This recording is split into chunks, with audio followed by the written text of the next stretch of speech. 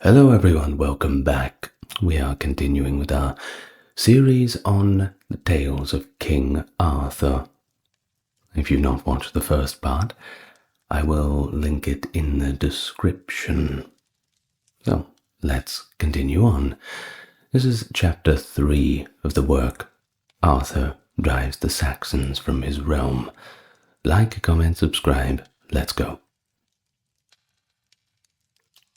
Anon thereafter came word to King Arthur that Rience, king of North Wales, was making war upon King Leodegrance of Camelgard, whereat he was passing wroth, for he loved Leodegrance well, and hated Rience.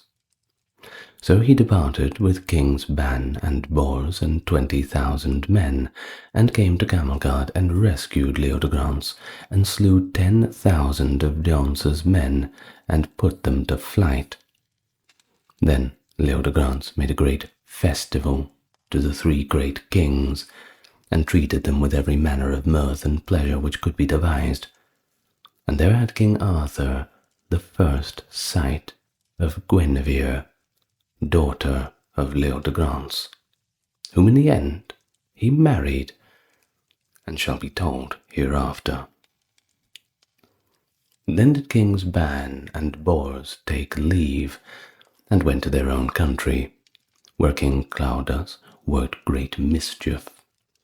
And King Arthur would have gone with them, but they refused him, saying, Nay, ye shall not at this time, for ye have yet much to do in these lands of your own, and we with the riches we have won here by your gifts shall hire many good knights, and by the grace of God withstand the malice of King Claudas. And if we have need, we will send to ye for succour, and likewise ye, if ye have need, send for us, and we will not tarry by the faith of our bodies.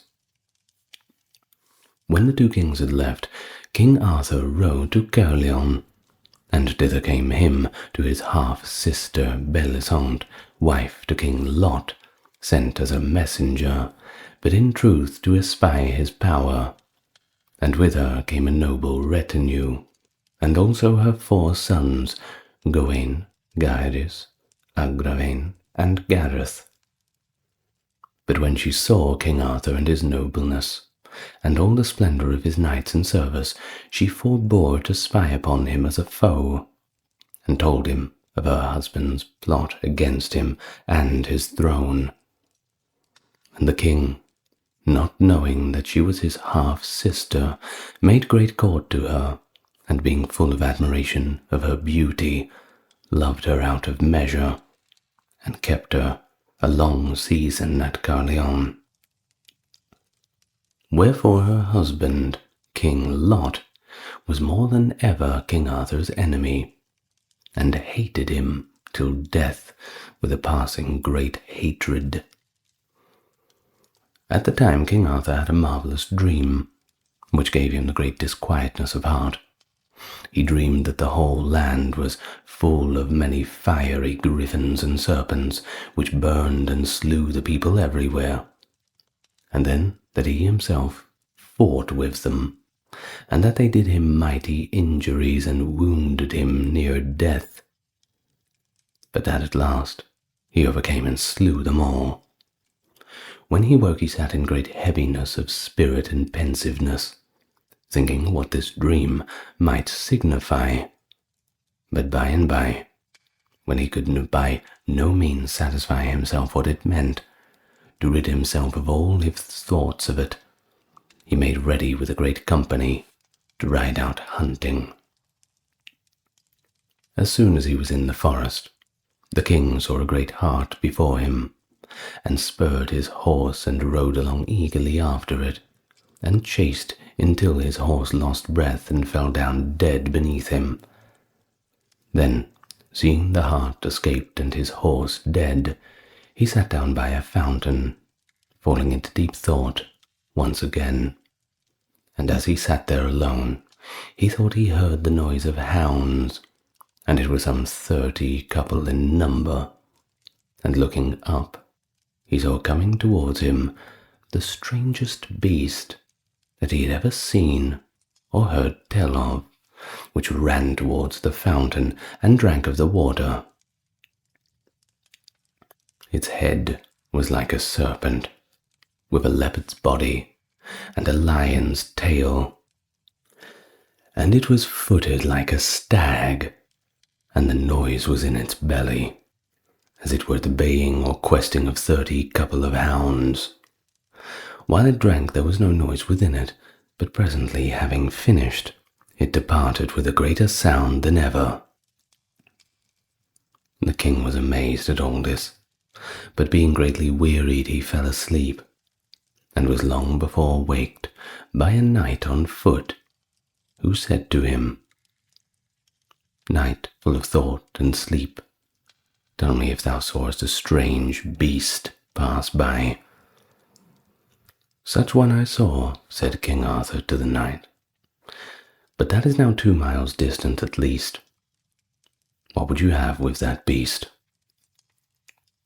"Sir," said the knight, "I have followed it for a long time, and have killed my horse, and would to heaven I had another to pursue my quest withal."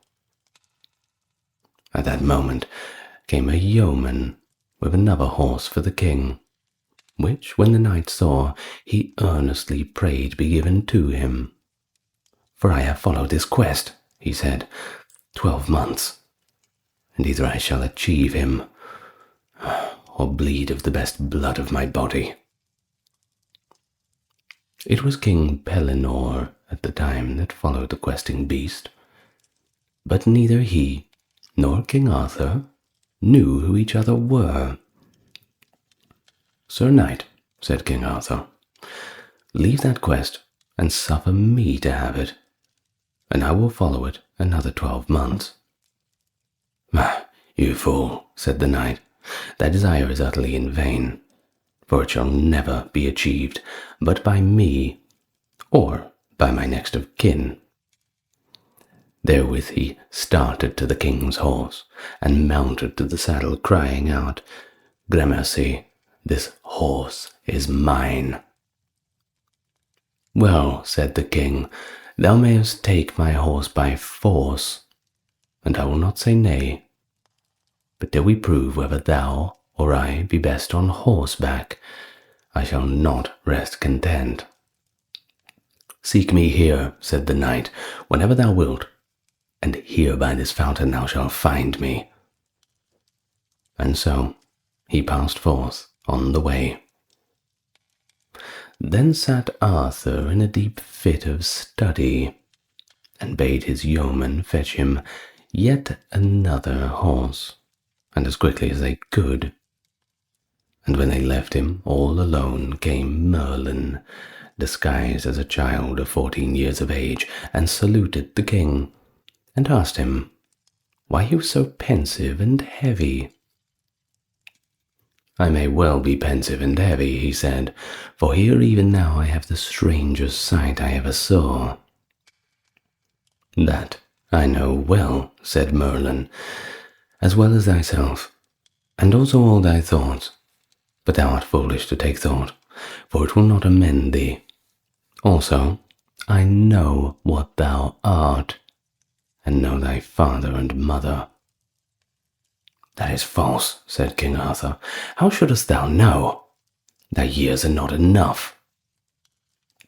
"Yea," said Merlin, "but I know better than thou how thou wast born, and better than any man living."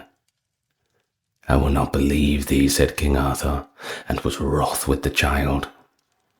So Merlin departed, and came again in the likeness of an old man of 80 years of age. And the king was glad at his coming, for he seemed wise and venerable. Then said the old man, "Why art thou so sad?" "For diverse reasons," said King Arthur. For I have seen strange things today. And but this moment there was a child who told me things beyond his years to know." Yea, said the old man, but he told thee truth, and more he would have told thee hadst thou suffered him. But I will tell thee wherefore thou art said, for thou hast done a thing of late for which God is displeased with thee.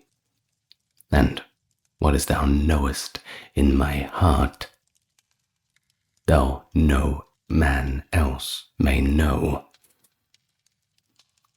What are you, said King Arthur, starting up all pale, that telleth me these tidings? I am Merlin, said he, and I was he in the child's likeness also. Ah, said King Arthur, thou art a marvellous and right fearful man, and I would ask and tell thee many things this day.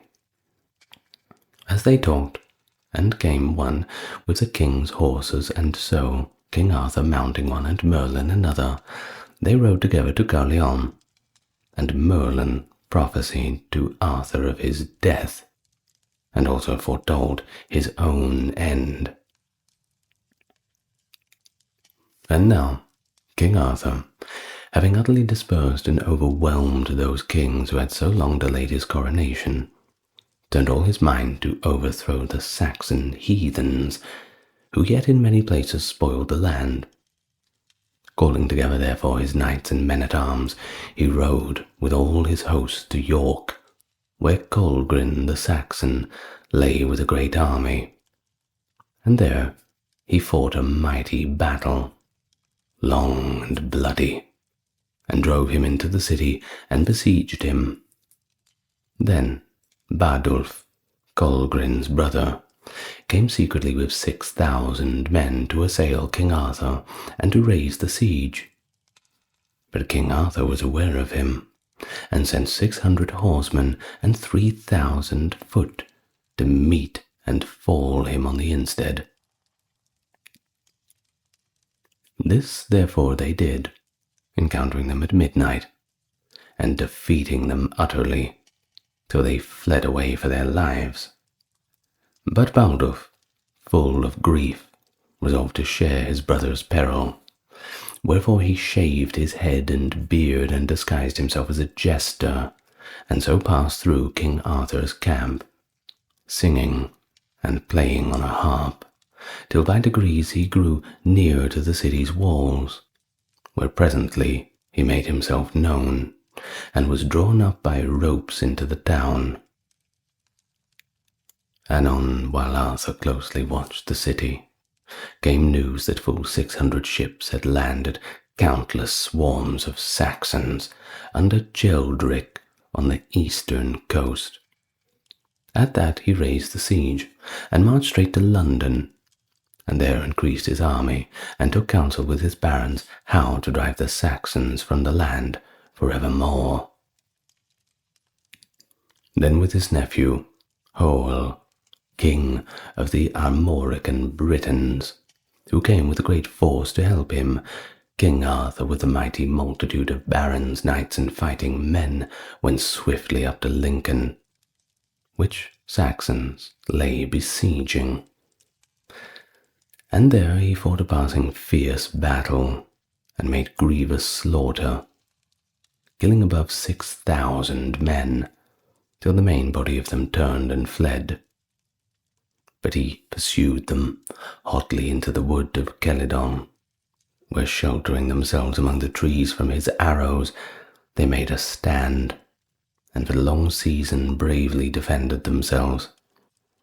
Anon he ordered all the trees in that part of the forest to be cut down, leaving no shelter or ambush, and with their trunks and branches made mighty barricade, which shut them in and hindered their escape.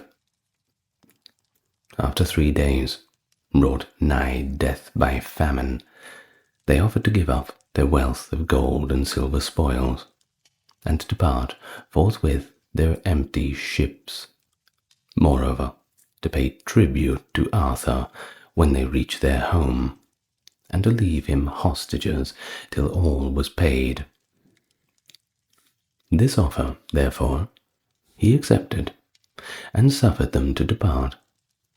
But when they had been a few hours at sea, they repented of their shameful flight, and turned their ships back again, landing at Totnes, ravaged all the lands as far as the Severn, and burning and slaying on all sides, bent their ships towards Bath. When King Arthur heard of their treachery and their return, he burned with anger, till his eyes shone like two torches. And then he swore a mighty oath to rest no more until he had utterly destroyed those enemies of God and man, and had rooted them out forever out of such a land as Britain. Then marching hotly with his armies on to Bath, he cried aloud to them, "Since these detestable and impious heathens disdain to keep their faith with me, I to keep faith with God, to whom I swear to cherish and defend this realm, will now this day avenge on them the blood of all that they have slain in Britain." In the like manner, after him spoke the Archbishop, standing upon a hill, and crying that today they should fight both for their country and for their paradise. For whoso, he said, shall in this holy war be slain, the angels shall forthwith receive them, for death in this cause shall be penance and absolution for sins. At these words, every man in the whole army raged with hatred, and pressed eagerly to rush upon those savages. Anon King Arthur, dressed in armour shining with gold and jewels, and wearing on his head a helmet with a golden dragon, took a shield painted with the likeness of the Blessed Mary. Then girding on Excalibur, and taking in his right hand the great lance Rhone, he placed his men in order to lead them out against the enemy, who stood for the battle on the slope of Badon Hill, ranged in the form of a wedge, as their custom was. And they, resisting all the onslaughts of King Arthur and his host, made that day a stout defence, and at night lay down upon the hill.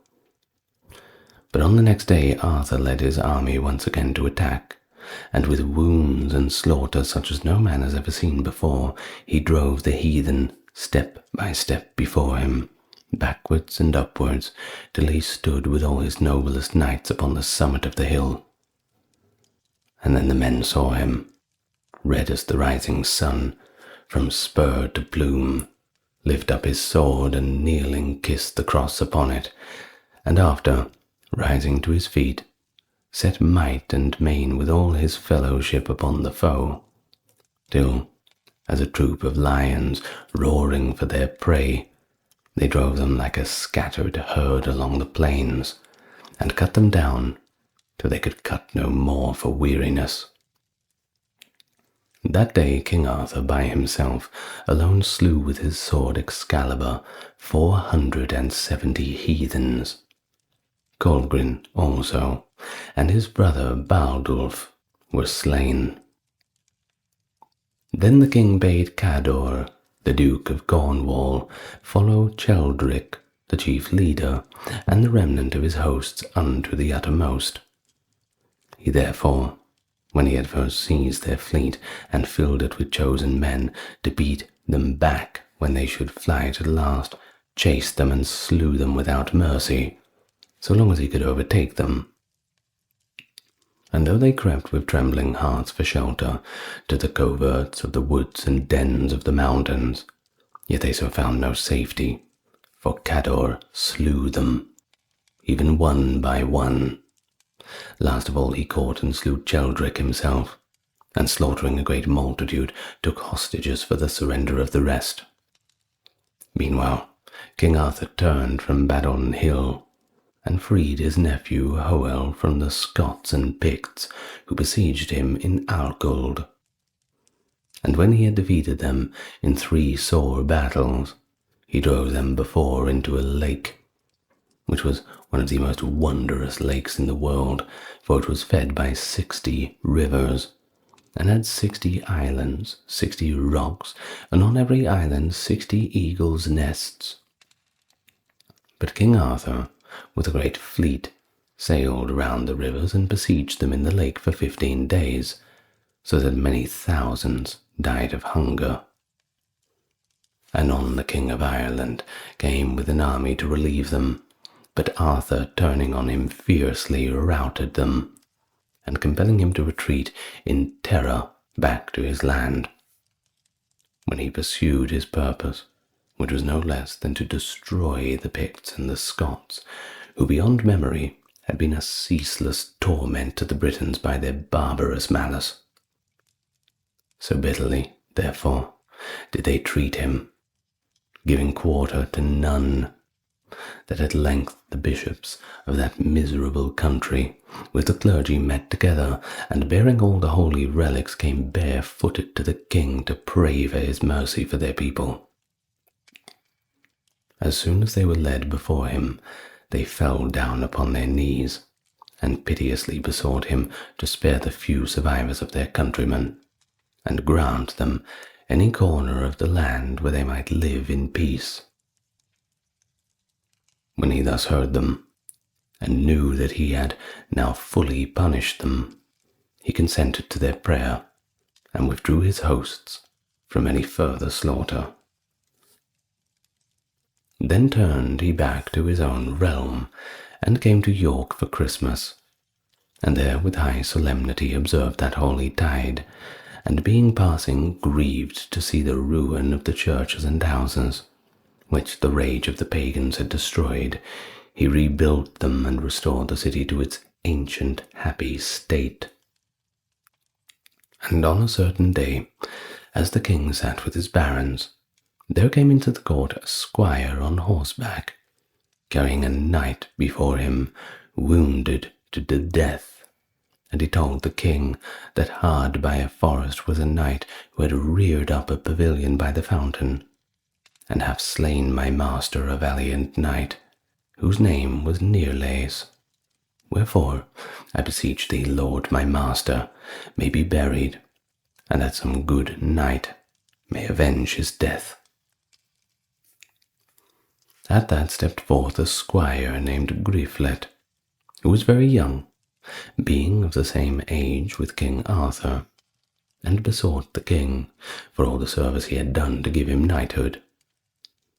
Thou art full young and tender of age, said King Arthur, so take on high an order upon thee. Sir, said Sir Griflet, I beseech thee, make me a knight. And Merlin also advising the king to grant his request. Well, said Arthur, be it then so, and knighted him forthwith. Then he said unto him, Since I have granted thee this favour, thou must in turn grant me a gift. Sir Griflet replied, Whatsoever thou wilt, my lord. Promise me, said Arthur, by the faith of thy body, that when thou hast jousted with this knight at the fountain, thou wilt return to me straight away, unless you are slain. I promise, said Sir Griflet, and taking his horse in haste, he dressed his shield, and took a spear in his hand, and rode full gallop till he came to the fountain, by which the side of which he saw a rich pavilion, and a great horse standing there, well saddled, well bridled, and on a tree close by there hung a shield of many colours, and a long lance. Then Sir Griflet smote upon the shield with the butt of his spear, until he cast it to the ground. At that a knight came out of the pavilion, and said, Fair knight, why smote ye down my shield? Because, said Sir Griflet, I would joust with thee. It were better not, said the knight, for thou art young, and but lately made a knight, and thy strength is small compared to mine. For all that, said Sir Griflet, I will joust with ye. I am full loth, replied the knight, but if I must, I must. Then did they wheel their horses far apart, and running them together, the strange knight shivered Sir Griflet's spear to fragments, and smote him through the shield at the left side, and broke his own spear into Sir Griflet's body, so that the truncheon stuck there, and Sir Griflet and his horse fell down. But when the strange knight saw him overthrown, he was sorely grieved, and hastily alighted, for he thought that he had slain him. Then he unlaced his helm, and gave him air, and tended him carefully till he came out of his swoon, and leaving the truncheon of his spear in his body, he set him upon horse, and commended him to God, and said he had a mighty heart, and if he lived, would prove a passing good knight. And so Sir Griflet rode to the court, where, by aid of good physicians, he was healed in time, and his life was saved. At the same time there came before the king 12 old men, ambassadors from Lucius Tiberius, the emperor of Rome. They demanded of Arthur pay tribute unto Caesar for his realm, or else, said they, the emperor would destroy both him and his land. To whom King Arthur answered that he owed the emperor no tribute, nor would send him any. But he did say, on a fair field I will pay him his proper tribute, with a sharp spear and sword, and by my father's soul that tribute he shall take from me, whether he will like it or not. And so the ambassadors departed, passing wrath, and King Arthur was as wroth as they.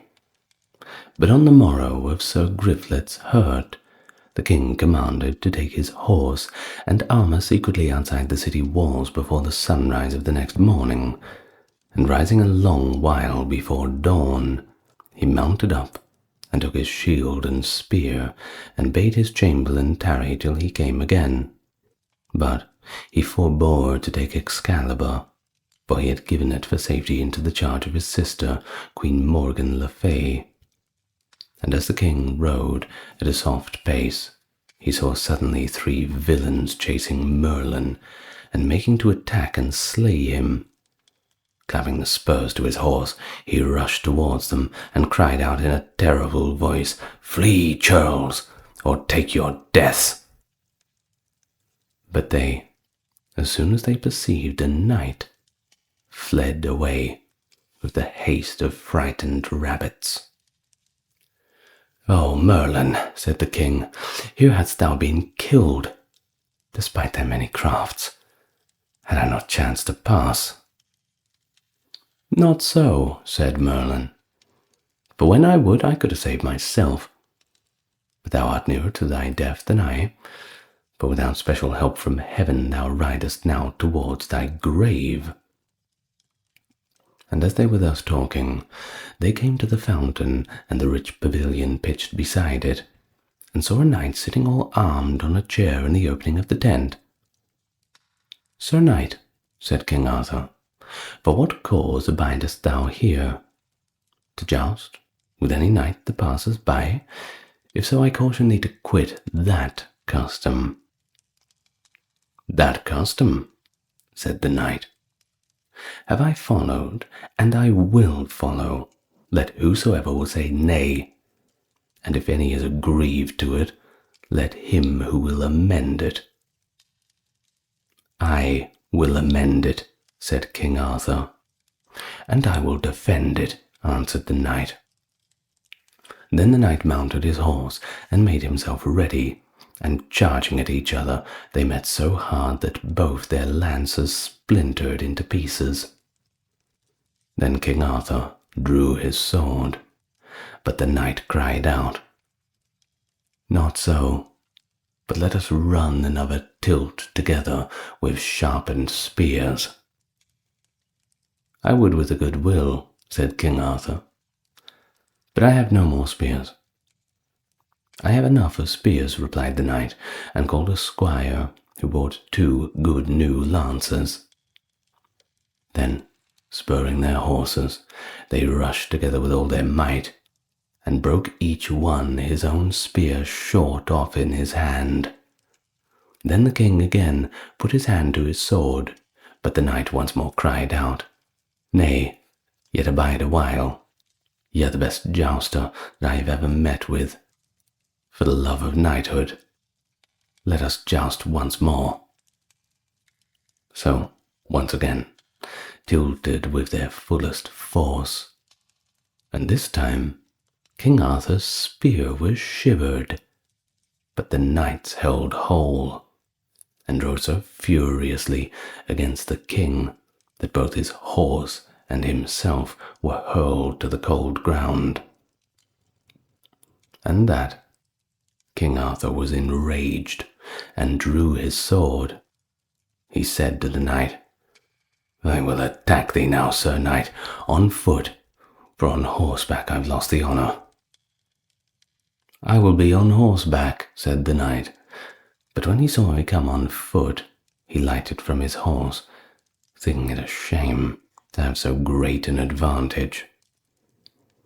And then they began a strong battle, with many great strokes and grievous blows, and so hewed with their swords that the fragments of their armour fell about the fields, and both so bled that all the ground was around like a marsh of blood. Thus they fought long and mightily, and anon after a brief rest fell to again, and so hurtled together like 2 wild boars that they both rolled to the ground. At last their swords clashed furiously together, and the knight's sword shivered the king's in 2. Then said the knight, Now thou art in my power, to save thee or slay. Yield, therefore, as defeated, and a recreant knight, or thou shalt surely die. As for death, replied King Arthur, welcome be it when it comes. But as for yielding me to thee as a recreant, because of this poor accident upon my sword, I had far liefer die than be so shameful. So saying, he sprang upon the knight, and took him by the middle and threw him down, and tore off his helm. But the knight, being a huge man, wrestled and struggled in a frenzy with the king, until he brought him under, and tore off his helm in turn, and would have smitten off his head. At that came Merlin, and said, Knight, hold thy hand, for if thou slayest yonder knight, you puttest all this realm to greater loss and damage than ever a realm was in. For he is a man of greater worship than thou dreamest of. Then who is he? Cried the knight. Then would he have slain him for dread of his wrath. But Merlin cast a spell upon the knight, so that he fell suddenly to the earth in a deep, deep sleep. Then raising up the king, he took the king's horse for himself, and rode away. Alas, said King Arthur, what hast thou done, Merlin? Hast thou slain this good knight by the crafts? There never lived a better knight. I'd rather lose my kingdom for a year than to have him dead. Be not afraid, said Merlin. He is more whole and sound than you are, and is but in a deep sleep, whereupon in 3 hours' time he will awake. I told thee what a knight he was, and how near thou wast to death. There liveth not a better knight than he in all the world. Hereafter he shall do thee a great service. His name is King Pellinore, and he shall have 2 sons, who shall be passing valiant men, and, save one another, shall have no equal in prowess and in purity of life. The one shall be named Percival, the other Lamorak of Wales. And so they rode on to Carleon, and all the knights grieved greatly when they heard of this adventure, that the king would jeopardize his person thus alone. Yet could they not hide their joy at serving under such a noble chief, who had ventured his own life as much as he did the poorest knight among them all. Chapter 4. The King's Many and Great Adventures. The land of Britain being now in peace, and many great and valiant knights therein ready to take part in whatsoever battles or adventures might arise, King Arthur resolved to follow all his enemies to their own coasts. Anon he fitted out a great fleet, and sailing first to Ireland, in one battle he miserably routed the people of the country. The King of Ireland also he took prisoner, and forced all earls and barons to pay him homage. Having conquered all of Ireland, he went next to Iceland and subdued it also, and the winter being then arrived, returned to Britain.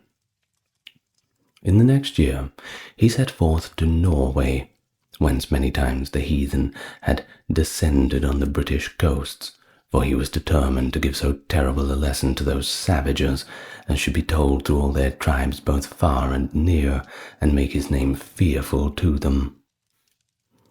As soon as he came, Riculf, the king, with all the power of that country, met and gave battle.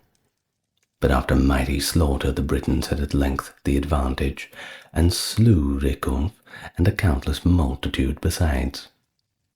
Having thus defeated them, they set the cities on fire, dispersed the country people, and pursued the victory till they had reduced all Norway, and also Dacia, under the dominion of King Arthur. Now, therefore, having thus chastised those pagans who so long had harassed Britain, and put his yoke upon them, he voyaged on to Gaul, being steadfastly set upon defeating the Roman governor of that province, and so beginning to make good the threats which he had sent the emperor by his ambassadors. So soon as he was landed on the shores of Gaul, there came to him a countryman who told him of a fearful giant in the land of Brittany, who had slain, murdered, and devoured a great many people, and had lived for 7 years upon young children only, insomuch, said the man, that all the children of the country are destroyed. And but the other day he seized upon our Duchess, and she rode out with her men, and took her away to his lodging in a cave of a mountain. And though 500 people followed her, yet could they give her no help or rescue, but left her, shrieking and crying lamentably in the giant's hands. And, Lord, she is thy cousin Hoel's wife, who is of thy near kindred. Wherefore, as thou art a rightful king, have pity on this lady, and as thou art a valiant conqueror, avenge and deliver us. Alas, said King Arthur, this is a great mischief that ye tell of. I had rather, than the best realm I have, that I had rescued that lady ere the giant laid his hand on her. But tell me now, good fellow, canst thou bring me where this giant haunteth? Yea, my lord, replied the man, lo yonder, where thou seest 2 great fires. Ah, it is there that ye shall find him, and more treasures also than is in Gaul besides.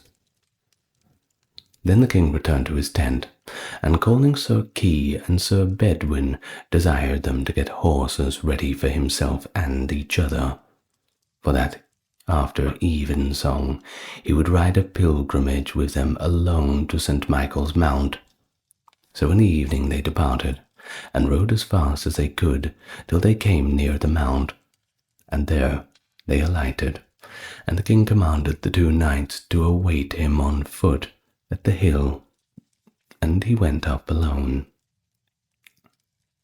There he ascended the mountain till he came to a great fire, and there he found a sorrowful widow, wringing her hands and weeping miserably, sitting by a newly made grave, and saluting her.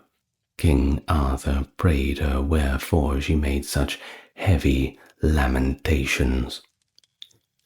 "Sir Knight," she said, "speak softly, for yonder is a devil, who, if he hear thy voice, will come straightway and slay thee. Alas, what do you do here? 50 such men as thou were powerless to resist him. Here lieth dead my lady, Duchess of Brittany, wife to Sir Howel. Oh, she was the fairest lady in the world, foully and shamefully slaughtered by that fiend. Beware that thou go not too nigh, for he hath overcome and vanquished 15 knights, and hath made himself a coat of precious stones, embroidered with their beards. But if thou art so hardy, and will speak with him, at yonder great fire he is at supper." "Well," said King Arthur, "I will accomplish mine errand, for all thy fearful words." And so went forth to the crest of the hill, and saw where the giant sat at supper, gnawing upon the limb of a man, and baking his huge frame by the fire, where 3 damsels turned 3 spits, whereupon were spitted like larks 12 young children lately born. When King Arthur saw all that, his heart bled for sorrow, and he trembled for rage and indignation. Then lifting up his voice, he cried aloud, "God that wieldeth all the world, give thee short life and shameful death, and may the devil have your soul. Why hast thou slain these children and that fair lady? Wherefore arise and prepare thee to perish, thou glutton and fiend, for this day thou shalt die by my hand." Then the giant, mad with fury at these words, started up, and seizing a great club, smote the king and struck his crown from off his head. But Arthur smote him with his sword so mightily in return that all his blood gushed forth in streams. At that the giant, howling in a great and terrible anguish, threw away his club of iron, and caught the king in both his arms, strove to crush his ribs together. But King Arthur struggled and writhed and twisted him, so that the giant could not hold him tightly. And as they fiercely wrestled, they both fell, and rolling over one another, tumbled, wrestled, and struggling and fighting frantically from rock to rock, till they came to the sea. And as they tore and strove and tumbled, the king ever and anon smote the giant with his dagger, till his arm stiffened in death around King Arthur's body, and groaning horribly, he finally died. So presently the 2 knights came, and found the king locked fast in the giant's arms, and very faint and weary, and they loosed him from their hold. Then the king bade Sir Kay smite off the giant's head, and set it on a truncheon of a spear, and bear it to Sir Howel. Tell him that his enemy is slain, and afterwards let it be fastened to the castle gate, that all people may behold it.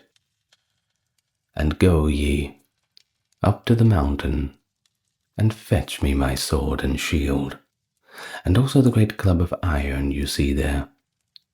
And as for the treasure, ye shall find there wealth beyond count. But take as much as ye will, for I have this kirtle and club. I desire nothing more." Then the knights fetched the club and the kirtle, and as the king had ordered, and took the treasure to themselves, as much as they could carry, and returned to the army.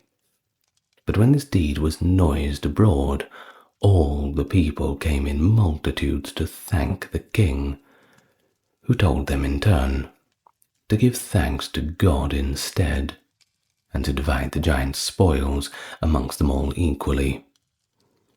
And King Arthur desired Sir Hoel to build a church upon the mount and dedicate it to the Archangel Michael. On the morrow, all the host moved onward into the county of Champagne, and Flolo, the Roman tribune, retired before them into Paris. But while he was preparing to collect more forces from the neighboring countries, King Arthur came upon him unawares and besieged him in the town.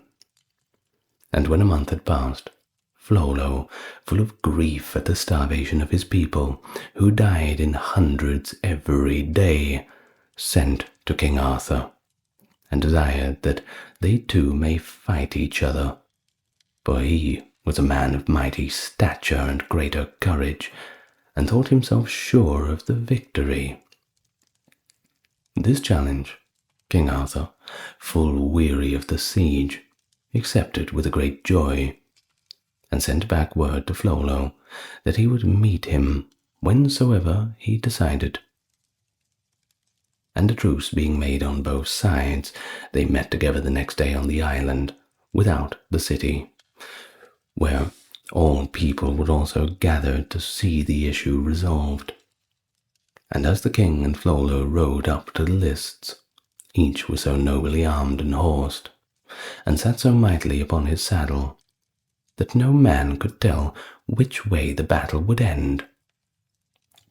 When they had saluted one another, and presented themselves against each other with their lances aloft, they put their spurs to their horses, and began a fierce encounter. But King Arthur, carrying his spear more warily, struck it to the upper part of Flolo's breast, and flung him from his saddle to the earth.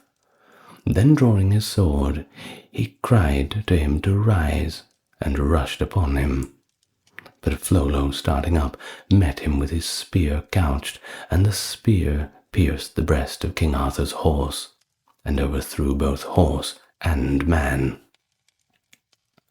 The Britons, when they saw their beloved king on the ground, could scarcely keep themselves from breaking the truce and falling on the Gauls. But as soon as they were about to burst the barriers and rush upon the lists, King Arthur hastily and mightily arose, and guarding himself with his shield, ran with speed upon Flolo. And now they renewed the assaults with great rage, being sorely bent upon each other's death. At length Flolo seized his advantage, gave King Arthur a huge stroke upon the helm, which nigh overthrew him, and drew forth his blood in great streams.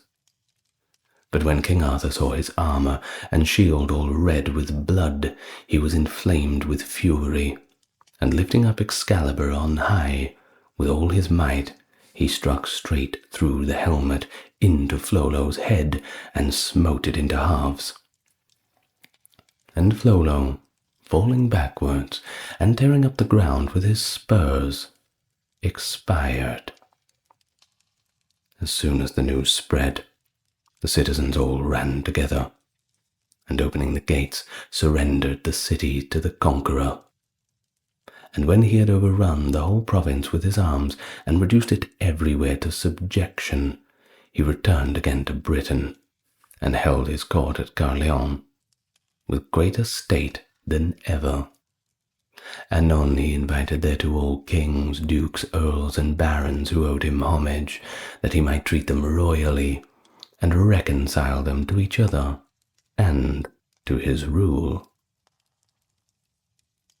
And never before was there a city more fit and pleasant for such festivals, for on one side it was washed by a noble river, so that the kings and princes from the countries beyond the sea might conveniently sail up to it, and on the other side the beauty of the groves and meadows, and the stateliness of magnificence of the royal palaces, with lofty gilded roofs, made it even rival the grandeur of Rome itself.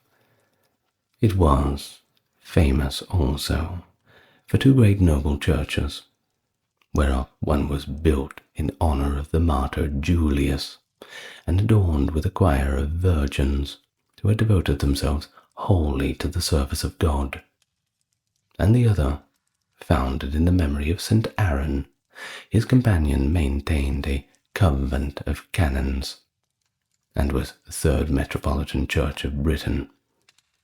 Besides, there was a college of 200 philosophers, learned in astronomy and all the other sciences and arts. In this place, therefore, full of such delights, King Arthur held his court, with many jousts and tournaments and royal huntings, and rested for a season after all his wars. And on a certain day there came into the court a messenger from Rallies, King of North Wales, bearing this message from his master, that King Rallies had discomfited 11 kings, and had compelled each of them to cut off his beard, that he trimmed a mantle with these beards, and lacked but one more beard to finish it, and that he therefore now sent for the beard of King Arthur, which he required of him forthwith, or else he would enter his lands, and burn and slay, and never leave, until he had taken by force not only his beard, but his head. When King Arthur heard these words, he flushed all scarlet, and rising in a great anger, said, "Well, it is for thee that thou speakest another man's word with thy lips and not thine own. Thou hast said thy message, which is the most insolent and villainous that any man has ever sent to a king. Now hear my reply. My beard is yet too young to trim that mantle of thy master's with, yet, young although I may be, I owe no homage to either him or any man, nor will I ever owe. But, young although I be, I will have thy master's homage upon both his knees before this year yet be past, or else he shall lose his head. By the faith of my body, for this message is the shamefullest I ever heard spoken. I see well thy king hath never yet met with a worshipful man. But tell him that King Arthur will have his head or his worship rightly soon." With that the messenger departed, and Arthur, looking around upon his knights, demanded of them if they knew this King Rience. "Yea," said Sir Norrin, "I know him well, and there be a few better or stronger knights upon a field than him, and he is passing proud and haughty in his heart, wherefore I doubt not, Lord, he will make war upon thee with his mighty power." "Well," said King Arthur, "I shall be ready for him, and that shall he find." While the king thus spoke, there came into the hall a damsel, having on a mantle richly furred, which she let fall, and showed herself to be girded with a noble sword. The king, being surprised at this, said, "Damsel, wherefore art thou girt with that sword? For it beseemeth thee not." "Sir," she said, "I will tell thee. This sword, wherewith I am thus girt, gives me great sorrow and encumbrance, for I may not be delivered from it till I find a knight, faithful, pure and true, strong of body and valiant of deeds, without guile or treachery, who shall be able to draw it from its scabbard, which no man else can do. And I have but just now come from the court of King Rience, for there they told me many great and good knights were to be ever found, but he and all his knights have tried to draw it forth in vain. None of them could move it." "This is a great marvel," said King Arthur. "I will myself try to draw forth the sword, not thinking in my heart that I am the best knight, but rather to begin and give example that all may try after me." Saying this, he took the sword and pulled it with all of his might, but could not shake nor move it. "Thou needest not strive so hard, my lord," said the damsel, "for whoever may be able to pull it forth shall do so quite easily." "Thou sayest well," replied the king, remembering how he himself had drawn forth the sword from the stone before St. Paul's. "Now, try ye, all my barons, but beware ye not be stained with shame or any treachery or guile." And turning away his face from them, King Arthur mused full heavily on sins within his breast he knew of, and with which his failure brought to mind right sadly. Then all the barons present tried after each other, but none of them could succeed. Whereat the damsel greatly wept and said, "Oh, alas! I thought in this court to have found the best knight, without shame or treachery or treason." Now, just by chance, there was at the time a poor knight with King Arthur, who had been prisoner at the king's court for half a year or more, charged with slaying unawares a knight who was the cousin of the king's. He was named Balin the Savage, and he had been by the good officers of the barons delivered from prison, for he was of good and valiant address and gentle blood. He being secretly present at the court saw this advantage, and felt his heart rise from high within him, and longed to try the sword as did the others. But being poor and poorly clad, he was ashamed to come forward in the presence of knights and nobles. But it was in his heart that he felt assured he could do better, if heaven willed it, if God willed it, to do better than any knight among them all. So as the damsel left the king, he called out to her, "Damsel, I pray thee of thy courtesy, suffer me to try the sword, as well as all these lords have done, for though I be poorly clad, I feel it. I feel assurance in my heart." The damsel looked at him, saw in him a likely and an honest man, but because of his poor garments could not think of him to be any knight of worship, and said, "Sir, there is no need to put me to any more pain or labour. Why should thou succeed, where so many worthy ones have failed?" Balin answered, "Ah, my fair lady, worthiness and brave deeds are not shown by fair raiment, but by manhood and truth that lie hidden within the heart. There be many worshipful knights unknown to all the people." "By my faith, thou speakst the truth," replied the damsel. "Try, if thou wilt, what thou canst do." And so Balin took the sword by the girdle and hilt, and drew it lightly, slowly out, gazing upon its workmanship and brightness, and it pleased him greatly.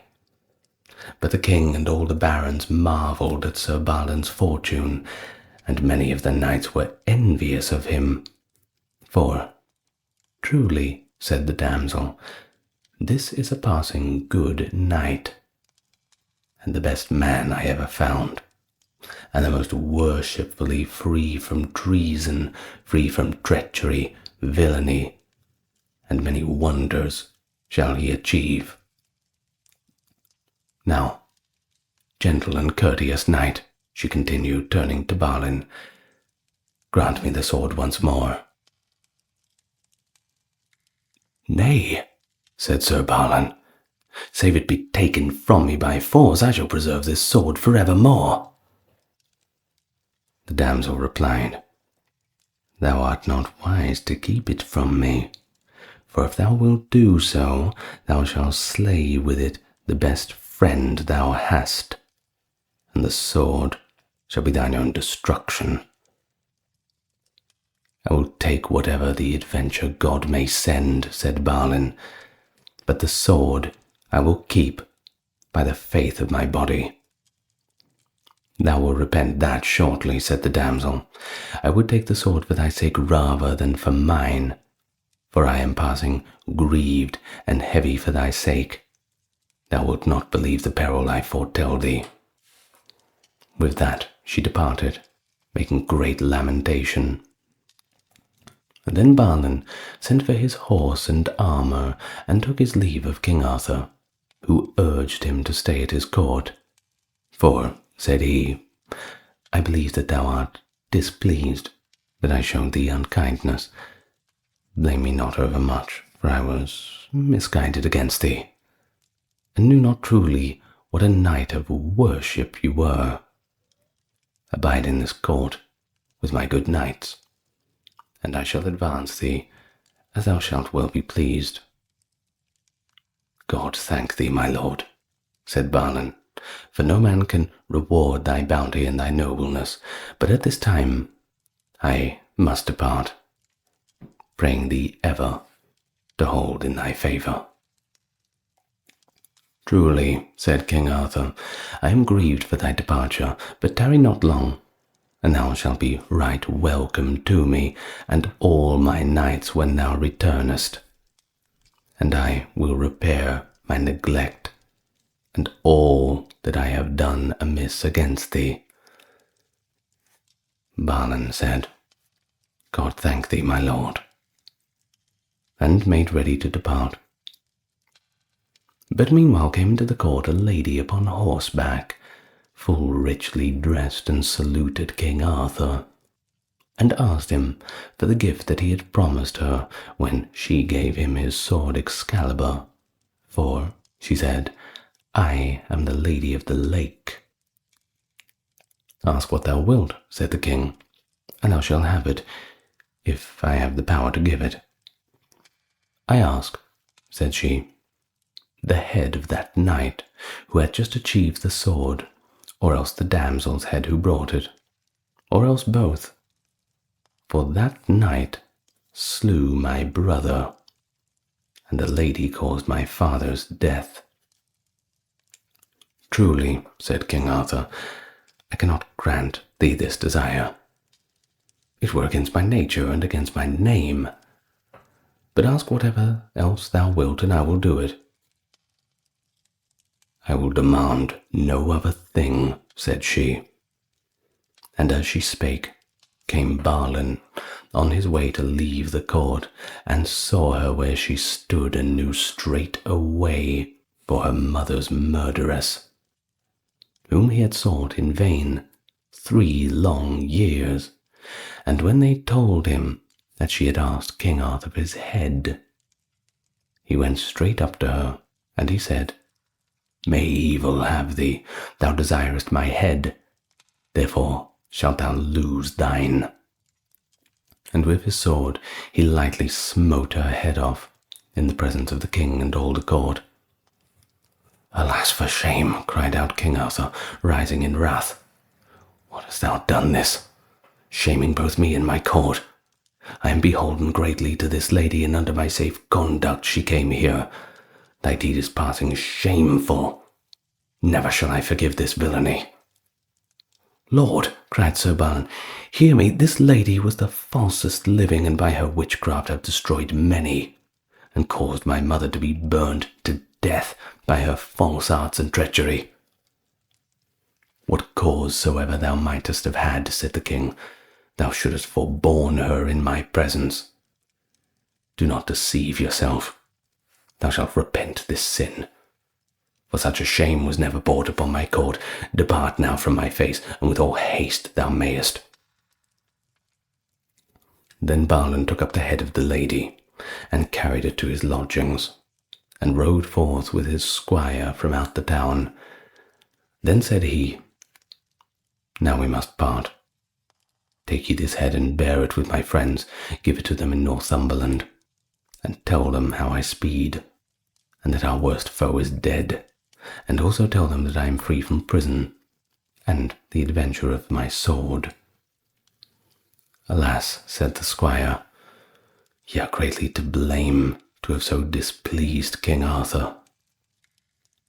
As for that, said King Balin, I go now to find King Leonce, and destroy him or lose my life. For should I take him prisoner and lead him to the court, perchance King Arthur would forgive me, and become my good and gracious lord.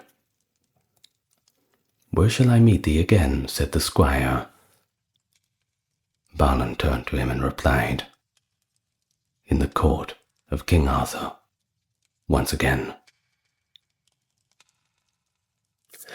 Now, before we go, I will do the customary show of gratitude for my patrons and supporters, both on YouTube and Patreon.